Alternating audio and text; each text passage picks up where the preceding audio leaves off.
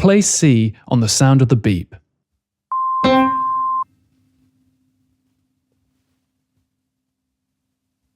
And then I'm going to wait. It's been a while since I've done one of these. I hope you're all doing well. It feels great to be back in the UK. I'm glad that it's raining. I'm glad that it's cloudy because I've been away in California for the last month. Here's a quick recap.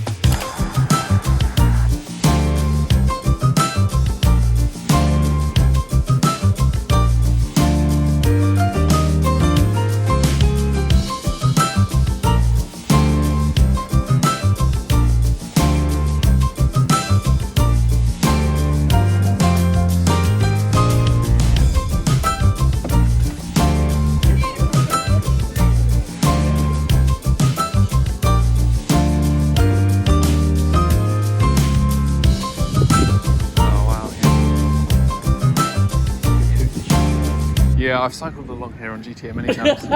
Now, so good to be away with Spitfire Audio, representing the brand on the booth at NAMM. Quite a few companies didn't show up this year, and I'd love to have a slightly longer, more extended conversation about whether having a booth at one of these events is worth it or not. I don't know. I mean, it was my first NAMM. I had nothing to compare it to. If you want to see Ollie and me make fools of ourselves making DJ music. Ollie, when was the last time that you did a DJ set? I've never really done a DJ set. Maybe we should get into it. An instance of chamber strings and mix it in with some trap beats. Okay. Oh wow, you got it, you got it. Nice. I'll leave it linked down below. It's a labs video that you can check out there. One of the best things about that trip was the realization that you can travel over 5,000 miles to a place that you've never been to before. People know you, people recognize you, and people really appreciate what you do.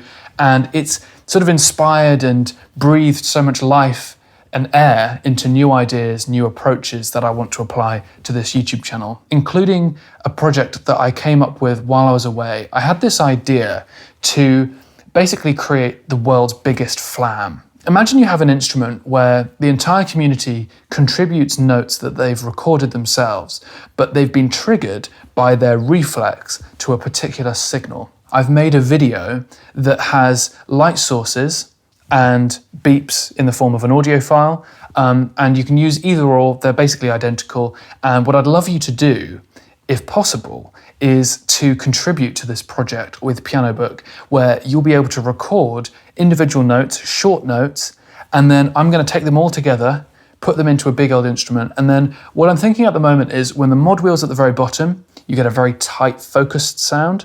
And then when the mod wheel's all the way at the top, you get this huge flam kind of effect. I think that's going to be better than creating an instrument that I've specifically asked you to be a bit delayed. I think it's going to be really interesting. Some people are going to be super fast and other people are going to be a bit slow. The other thing as well is percussive. Like, it's good to have pitched notes, but imagine as well that you've got like, I don't know, a 200-piece ensemble that are all clattering together at the same time.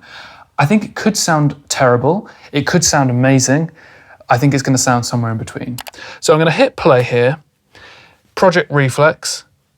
Are you ready? Yes, I am. And then basically I need short notes and I'm going to wait for this signal.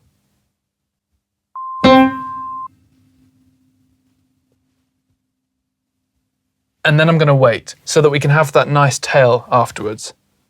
D sharp coming next. Okay, that was a little bit slow. And of course, don't talk during that.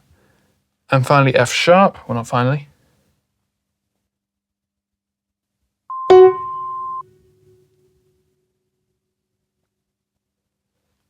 I was having fun when I made this clip.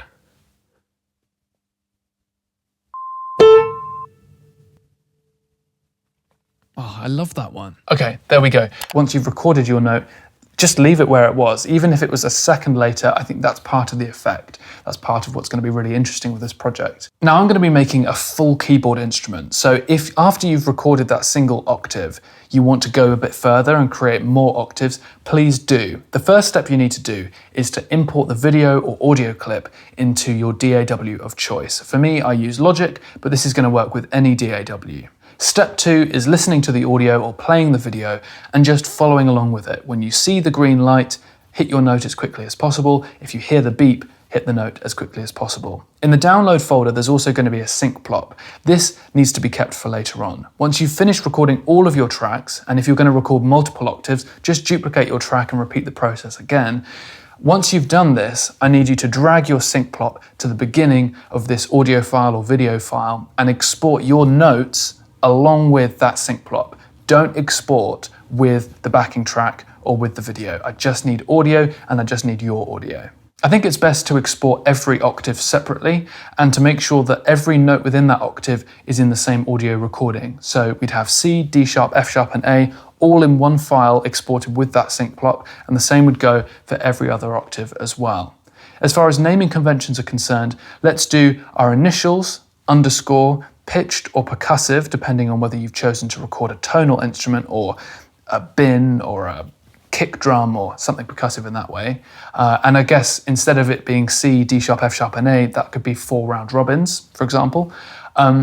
Underscore, your chosen instrument of choice. That's going to help me if I see loads of pianos, I'll know where to put those, etc. And then just bounce them off as WAV files. What I'm looking for with this is to be as creative as possible. I would prefer that you play tonal instruments or sing tonally, because otherwise we're going to get lots of noise, which is going to take me a lot longer to put together. In terms of the percussive instruments, again, maybe don't just go around hitting random things around the house. But if there's some particular sound that's really, really special, then of course do include that.